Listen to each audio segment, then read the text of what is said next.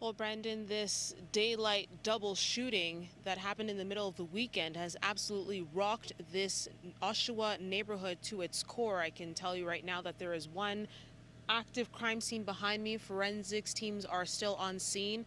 A second crime scene is just minutes away from here as neighbors tell us what they heard the moment that gunfire rang out in this community. You live in a neighborhood like this and you don't really think you hear something that sounds like gunshots, you just assume it's fireworks. Durham Regional Police were called to the area of Glen Forest Street and Jane Avenue on Saturday afternoon just after 12:30. Neighborhood resident Jovel says he came home mere minutes before shots rang out. I'd been home for about 4 or 5 minutes. Just like home alone, my dad and my grandma were out of the house. Then I heard what sounded like gunshots, probably about between 5 to 8 rounds. And then there was a pause for about 30 seconds and then I heard a couple more shots go off. Paramedics tried to rush a 42-year-old man to hospital, but he died on the way. Not long after, investigators received more info prompting officers to go to a home about 400 meters down the street. I see like a blue truck, pickup truck zoom down the road. And I'm like, okay, like something like happened not too long after, like 5 minutes after. You hear sirens, and then there's cops are littered in this area. A 42-year-old woman was found fatally shot inside the second home. Police have identified the victims as Patrick Montgomery and Adriana Montgomery. They were said to be separated and lived down the street from each other.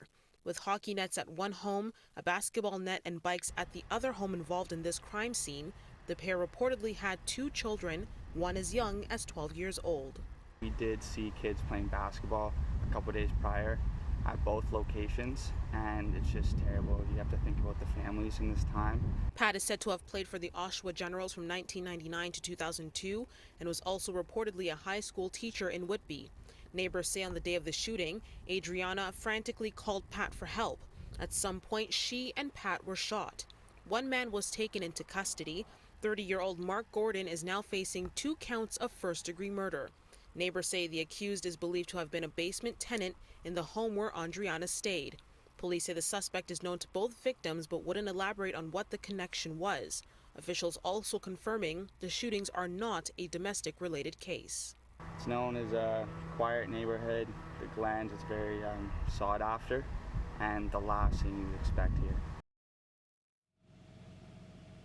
Now, police say this scene behind me will continue to be closed off for the next several days. The next home that is involved in this investigation, they removed the police tape from that, but they are, of course, still investigating, of course, as officials continue to figure out the details behind this latest homicide.